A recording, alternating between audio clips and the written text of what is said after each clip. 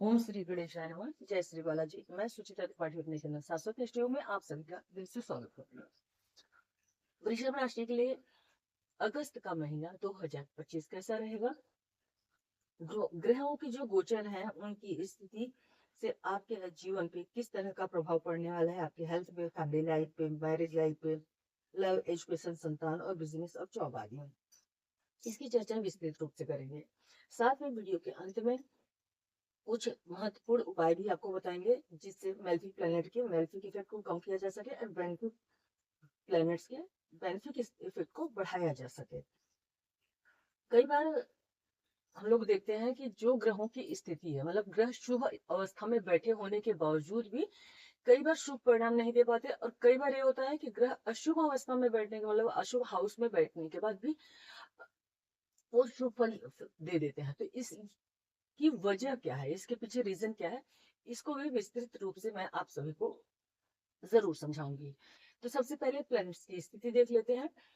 आपके लग्न के स्वामी जो है वो अष्टम भाव के स्वामी के साथ सेकेंड हाउस में बैठे हुए हैं, गुरु के साथ। और सेकेंड हाउस में आपके चतुर्थेश आपके शुभ भाव के स्वामी सूर्य जो है आपके पंचम भाव और धन भाव के स्वामी बुध के साथ बैठे हुए हैं। फोर्थ हाउस में आपके केतु हैं। फिफ्थ हाउस जहां से हम संतान आदि का विचार करते हैं, मंगल बैठे हैं। और मंगल आपके द्वादश और सेवंथ हाउस के मारक स्थान के स्वामी बनते हैं, इनके ऊपर शनि की दृष्टि है। चंद्रमा सेवंथ हाउस में है जिस दिन मतलब ये महीना शुरू हो रहा है। और राहु आपके टेंथ हाउस में है, शनि आपके एकादश हाउस में है। तो ये प्लैनेट्स आपको किस तरह का फल देंगे, आइए समझते हैं। सबसे पहले हेल्थ के लिए आप देख रहे होंगे कि आपका जो लग्न का स्वामी है इसको आप चंद्र राशि और लग्न दोनों से दे सकते हैं, लेकिन गोचर है इसलिए चंद्र राशि से ज्यादा सही रहता है। अब लग्न के स्वामी जो है शुक्र धन भाव में बैठ गए हुए हैं। क्योंकि ये सस्टेज भी है तो आपको थोड़ा सा हेल्थ का ध्यान रखना पड़ेगा। शनि जो है उनकी दृष्टि आपके लग्न के ऊपर है, और इनके ऊपर सेकंड भाव पे राहु की भी दृष्टि है, पांचवी। तो हेल्थ वाइज अगर के उसके साथ एट्थ के लॉर्ड होके सिक्स के लॉर्ड होके शुक्र एक साथ बैठे हुए हैं, तो खान पान की वजह से आपको कुछ समस्या देखने को मिल सकती है। सॉरी, आपको अपने खान पान का विशेष ध्यान देने की जरूरत है। प्लस आपका फिफ्थ हाउस में जो मंगल बैठे हैं, मंगल की यहाँ स्थिति होने की वजह से, स्पेशल मंगल पे सीधी शनि की दृष्टि होने से कई बार आपको पेट में दर्द, अपच या स्किन से जुड़ी समस्या भी हो सकती है, क्योंकि मंगल जैसा मैजिक प्लैनेट बुध की राशि, बुध से हम स्किन आदि का विचार करते हैं। और प्लस दूसरी राशि जो आपके बुध की है वहां पर के स्वामी बुध सूर्य के साथ बैठे हैं। तो इस मीन्स कि आपको स्किन आदि से जुड़ी हुई भी समस्या हो सकती है, पेटों से भी जुड़ी कोई समस्या होने के चांसेस बनते हैं। और मंगल, चूंकि आप देख ही रहे हो कि मंगल आपके मारक स्थान का स्वामी सेवंथ के लॉर्ड होने के साथ द्वादश स्थान के भी स्वामी है, व्यय स्थान के, जहां से हॉस्पिटल आदि का विचार करते हैं, फिफ्थ में बैठे हुए हैं। तो किसी तरीके के चोट चपेट दुर्घटना आदि होने की संभावना बनेगी, क्योंकि शनि की जो दृष्टि है वो आपके लग्न के ऊपर ही है। कहीं ना कहीं आपको कुछ मेंटल टेंशन, एंजाइटी या डिप्रेशन आदि की प्रॉब्लम हो सकती है, मानसिक अशांति हो सकती है। तो उसके लिए आपको थोड़ा सा ध्यान, मेडिटेशन आदि करने की जरूरत पड़ेगी। अब बात करेंगे फैमिली लाइफ की, साथ के साथ मैरिड लाइफ को भी देखेंगे। आपका फैमिली जो है, कुटुंब जो है, कुटुंब स्थान दूसरा है। फोर्थ हाउस से हम अपने घर के सुख का विचार करते हैं, और एट्थ हाउस जो है वो हमारी मैरिड लाइफ का घर होता है। अब सेकेंड हाउस में जहां आपका परिवार का घर है, कुटुंब है, जहां पे वहां पे एट्थ और सेवेंथ के, सॉरी सिक्स के लॉर्ड बैठे हुए हैं, और इनके ऊपर राहु का एस्पेक्ट भी है। आपके फोर्थ हाउस जो आपका कुटुंब का घर है वहां पर केतु बैठे हुए हैं, और उनके ऊपर राहु की दृष्टि है। इसके बाद अगर कि आप देखेंगे आपके एट्थ के लॉर्ड, सॉरी सेवेंथ के लॉर्ड जो है वो यहाँ पर बैठे हुए हैं फिफ्थ हाउस में, जहां पे शनि की सीधी दृष्टि है। तो इससे आप ये समझ सकते होंगे कुछ न कुछ वाणी की वजह से, कुछ बोलने की वजह से परिवार में अनबन हो सकती है। थर्ड हाउस जहां से छोटे भाई बहन का विचार करते हैं, वहां पे द्वादश स्थान के स्वामी होकर सूर्य बैठे हैं, तो लड़ाई झगड़ा आदि किसी से मोल ना लें। छोटे भाई बहनों के साथ, अड़ोसी पड़ोसी के साथ रिश्ते थोड़ा मधुर रखने का प्रयास करें। और इसके साथ साथ आप देख रहे होंगे लग्नेश के साथ भी राहु की दृष्टि है। ये लग्न की जो स्वामी है शुक्र, शुक्र के ऊपर अगर आप ऐसे देखेंगे तो शुक्र के जो है वो वृषभ और तुला के स्वामी बनते हैं, तो इनके ऊपर राहु की दृष्टि है, जिसकी वजह से कई बार मन में बेवजह का शक, बेवजह की परेशानी आ सकती है, जिसके चलते आपको कई बार अग्रेशन की वजह से या मन में गुस्से की, क्रोध की वजह से आपको कभी कभी चिड़चिड़ापन आ सकता है, जिससे परिवार का माहौल खराब हो सकता है। प्लस यहाँ पे बैठे हुए केतु, इनकी सीधी दृष्टि राहु की यहाँ पर है। माता के स्वास्थ्य का ध्यान रखें। प्रॉपर्टी आदि से जुड़ा कोई कार्य अगर कर रहे हैं तो जब तक बुध वक्री अवस्था में है तब तक इस चीज को टाल करें। और यहाँ पर फोर्थ के लॉर्ड अपने से 12वें गए तो घर की अशांति तो रहेगी, लेकिन माँ को स्वास्थ्य से जुड़ी कुछ समस्या दे सकते हैं। इसके साथ साथ आपके फादर के हाउस से सेकंड हाउस अगर हम देखेंगे, जैसे हमारा ये सेकंड हाउस होता है तो हमारे लिए मार्ग का स्थान सेकंड एंड सेवंथ है, तो ऐसे आप देखेंगे तो फादर के स्थान पे सेकंड हाउस में राहु और फादर के स्थान से सेवंथ हाउस में सूर्य बैठे हुए हैं, जो कि फोर्थ हाउस के लॉर्ड बनते हैं। तो माता और पिता की हेल्थ का आपको विशेष ध्यान रखने की जरूरत पड़ेगी। इसके साथ साथ आपकी जो संतान है, संतान अगर के पढ़ाई लिखाई कर रही है तो संतान डाइवर्ट हो सकती है, या स्टूडेंट्स की पत्रिका है तो वो पढ़ाई लिखाई से थोड़ा डाइवर्ट हो सकते हैं, फ्रेंड सर्कल में पढ़ सकते हैं। फ्रेंड सर्कल में पढ़ के कई बार डिसीजन चेंज करना या पढ़ाई में थोड़ा डिलेनेस, कभी स्लोनेस, कभी मतलब लेजी भी फील कर सकते हैं।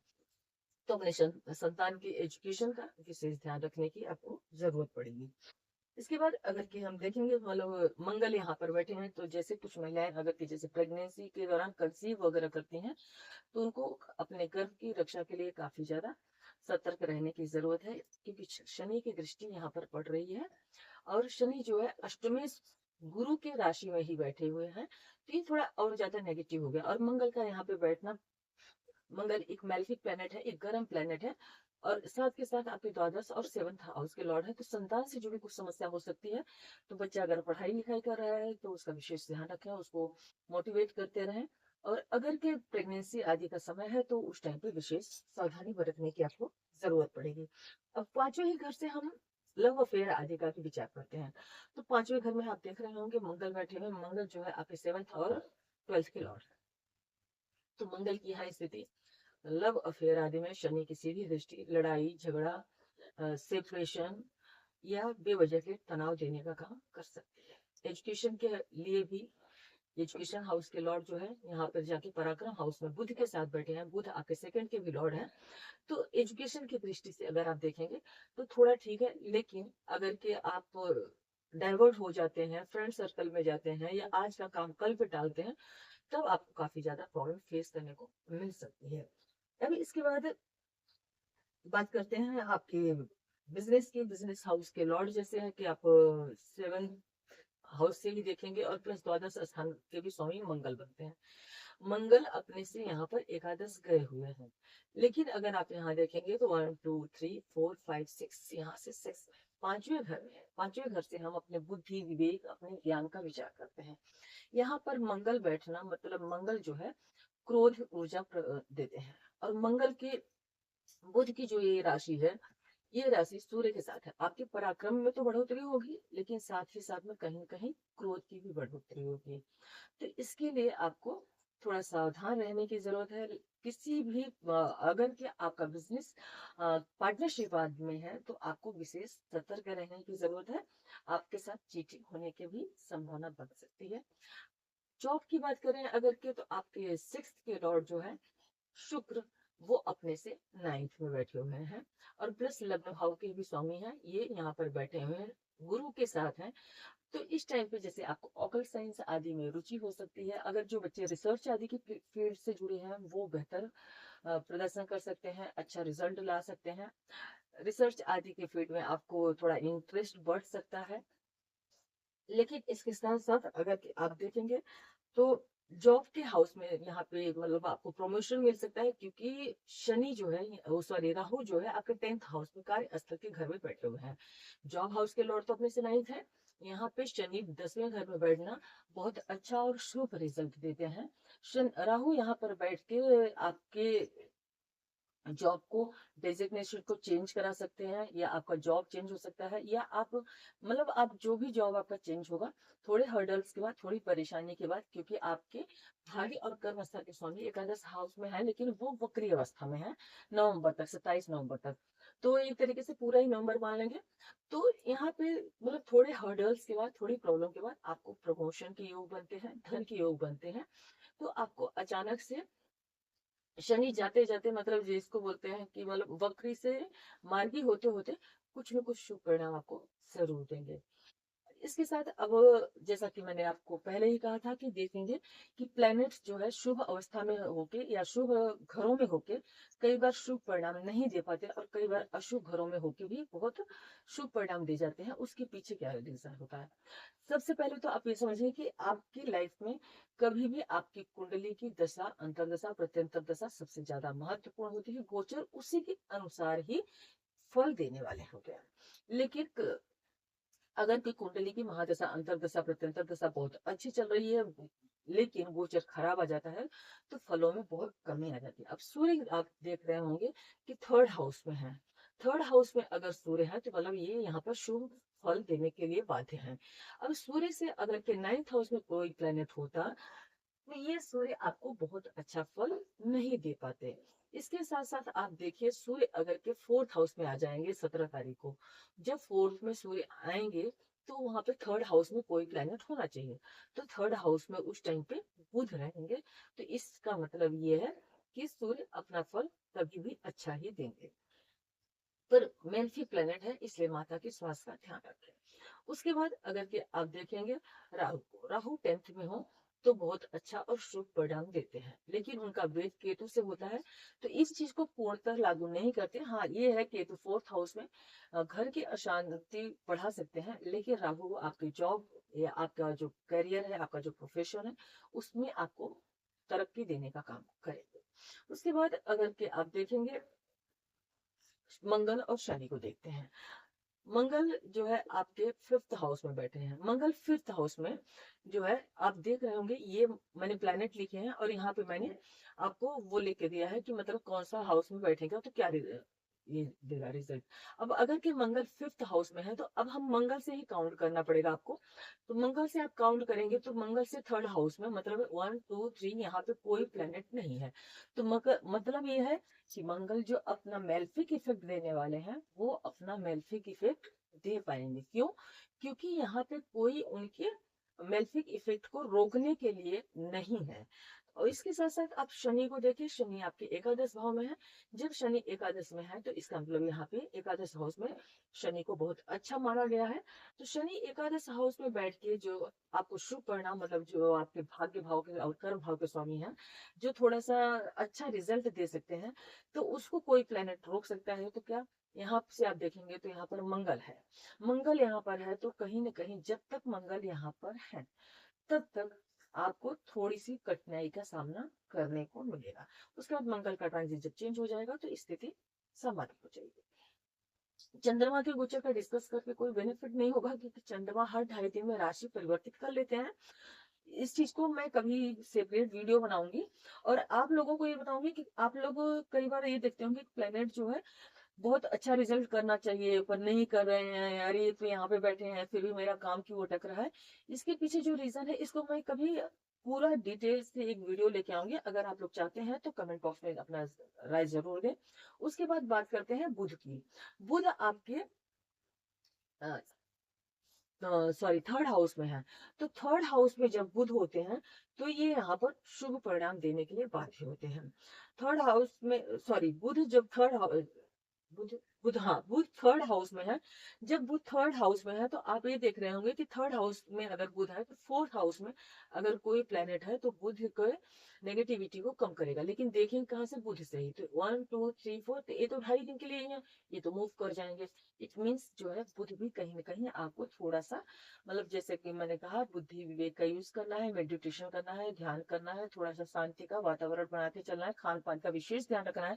तो इन सब चीजों का आप ध्यान रखेंगे तो आपको फाइनेंशियल गेन होने की संभावना बनेगी। साथ ही साथ आपको हेल्थ से जुड़ी जो समस्याएं होने के चांसेस हैं, उसमें भी कहीं ना कहीं आपको कमी देखने को मिलेगी। अब बात करते हैं उपाय की। सबसे पहले व्रत और व्यवहार देखते हैं। एकादशी 5 और 19 अगस्त को है, प्रदोष 6 और 20 अगस्त को है, रक्षाबंधन और पूर्णिमा दोनों 9 अगस्त को है, कृष्ण जन्माष्टमी 15 अगस्त को है, अमावस्या 22 अगस्त को है, महालक्ष्मी का व्रत रखते हैं हम सभी, आपको पता ही होगा, और राधा अष्टमी वो 31 अगस्त को है।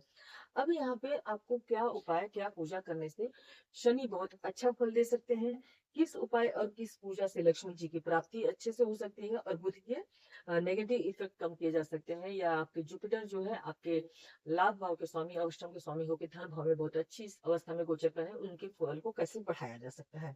तो सबसे पहले आपके भाग्य और कर्म स्थान के स्वामी शनि जो बनते हैं आपके लाभ स्थान में बैठे हुए हैं। अभी फिलहाल मंगल से दक्षिण, बाद में मंगल मूव कर जाएंगे।